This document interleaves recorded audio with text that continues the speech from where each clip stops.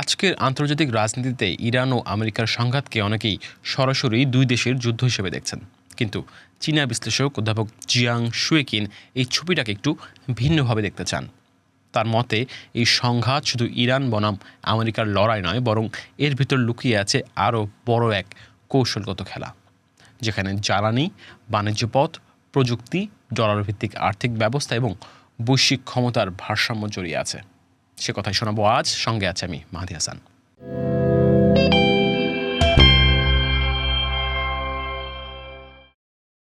মধ্যপ্রাচ্যের যুদ্ধক্ষেত্রে গুলি চলছে ঠিকই, কিন্তু তার কম্পন পৌঁছে যাচ্ছে বেইজিং, ওয়াশিংটন, মস্কো, ইউরোপ, এমনকি পুরো বৈশ্বিক অর্থনীতিতে। অধ্যাপক জিয়াংয়ের ভাষায়, ইরান এমন এক পরিস্থিতি তৈরি করেছে যেখানে যুক্তরাষ্ট্রের প্রতিটি পদক্ষেপ শুধু তেহরানকে নয়, চীনকেও হিসাবের মধ্যে আনতে বাধ্য করছে। এখানেই আসে দাবার একটি গুরুত্বপূর্ণ চাল, ফর্ক। দাবায় ফর্ক মানে হলো এক চালেই প্রতিপক্ষের দুটি গুরুত্বপূর্ণ গুটিকে আক্রমণ করা। প্রতিপক্ষ একটি গুটি বাঁচাতে গেলে আরেকটি গুটি হারায়। জিয়াংয়ের মতে ইরান চীনকে ঠিক এমন অবস্থাতেই ফেলেছে। যদি আমেরিকা ইরানকে দুর্বল করে দেয়, তাহলে চীন হারাবে তার মধ্যপ্রাচ্যের বড় এক কৌশলগত অংশীদার, সস্তা তেলের উৎস এবং বেল্ট অ্যান্ড রোড প্রকল্পের গুরুত্বপূর্ণ করিডোর।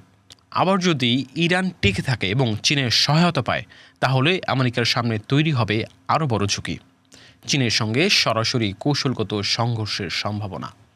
এই কারণেই জিয়াং মনে করছেন, ইরান শুধু চীনের জন্য লড়ছে না, বরং সে এমন একটি কৌশলগত চাপ তৈরি করেছে যেখানে চীনকেও সংঘাতের ভেতরে টেনে আনা হচ্ছে। চীন ও ইরানের সম্পর্ক এখানে খুব গুরুত্বপূর্ণ। 2021 সালে চীন ও ইরান 25 বছরের একটি সহযোগিতা চুক্তি করে। সেই চুক্তির অধীনে চীন ইরানে বড় অঙ্কের বিনিয়োগের প্রতিশ্রুতি দেয়, আর ইরান দীর্ঘ সময় ধরে ছাড় মূল্যে তেল সরবরাহে সম্মত হয়। এটি শুধু বাণিজ্যিক সম্পর্ক নয়, জিয়াংয়ের বিশ্লেষণে এটি একটি গভীর কৌশলগত জোট। কারণ চীনের জ্বালানি নিরাপত্তার বড় অংশ হরমুজ প্রণালীর উপর নির্ভরশীল। প্রতিদিন বিপুল পরিমাণ তেল এই সংকীর্ণ সমুদ্রপথ দিয়ে চীনে যায়, আর এই পথের ওপর ইরানের বাস্তব প্রভাব আছে। এখন প্রশ্ন হলো, চীন কি করবে? চীন যদি কিছু না করে, তাহলে ইরান দুর্বল হয়ে পড়তে পারে। এতে চীনের সস্তা তেল, বিনিয়োগ এবং মধ্যপ্রাচ্যে তৈরি করা কৌশলগত অবস্থান বড় ধাক্কা খাবে। আবার চীন যদি ইরানকে সরাসরি বা বড় আকারে সাহায্য করে, তাহলে যুক্তরাষ্ট্রের সঙ্গে সংঘর্ষের পথ খুলে যেতে পারে।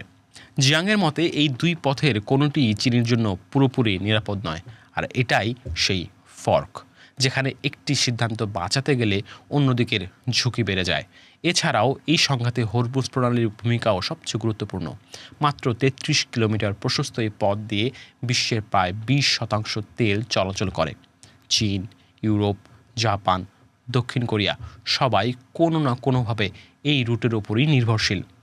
ইরান যদি হরমুজ পুরোপুরি বন্ধ নাও করে, শুধু অনিশ্চয়তা তৈরি করলেও বৈশ্বিক বাজারে তার প্রভাব পড়ে, এবং সেই প্রভাব পড়তে শুরুও করেছে। তেলের দাম বাড়ে, সরবরাহ ব্যবস্থা চাপে পড়ে, আর অর্থনীতি অস্থির হয়ে ওঠে। জিয়াংয়ের মতে এখানেই ইরানের সবচেয়ে বড় কৌশলগত শক্তি। সে যুদ্ধকে শুধু সামরিক সংঘাতে আটকে রাখেনি, বরং এটিকে বৈশ্বিক অর্থনৈতিক সংকটে রূপ দেওয়ার সক্ষমতা দেখিয়েছে। এই বিশ্লেষণে আরও একটি বড় বিষয় আছে, তা হচ্ছে যুক্তরাষ্ট্রের কৌশলগত অতিবিস্তার। আমেরিকা একদিকে ইরানকে চাপ দিচ্ছে, অন্যদিকে ইয়েমেন, ইরাক, তেলের বাজার, অভ্যন্তরীণ রাজনীতি এবং চীনের সঙ্গে সম্ভাব্য সংঘর্ষ সব কিছু একসঙ্গে সামলাতে হচ্ছে। একটি ফ্রন্ট সামলানো সম্ভব, কিন্তু একসঙ্গে অনেক ফ্রন্টে চাপ তৈরি হলে সবচেয়ে শক্তিশালী রাষ্ট্রও ক্লান্ত হয়ে পড়ে। ইতিহাসের অনেক সাম্রাজ্য একক কোনো যুদ্ধ নয়, বরং বহুদিকে চাপ সামলাতে গিয়ে দুর্বল হয়েছে। জিয়াং এখানে দ্বিতীয় বিশ্বযুদ্ধের পর ব্রিটিশ সাম্রাজ্যের উদাহরণ টেনেছেন। তিনি বলছেন, যুদ্ধ জিতেও ব্রিটেন সাম্রাজ্য ধরে রাখতে পারেনি, কারণ যুদ্ধের অর্থনৈতিক ব্যয় তার ভিত দুর্বল করে দিয়েছিল। তার মতে যুক্তরাষ্ট্র একই ধরনের কৌশলগত ক্ষয়ের মুখে পড়তে পারে। তবে এটা কি তৃতীয় বিশ্বযুদ্ধের শুরু?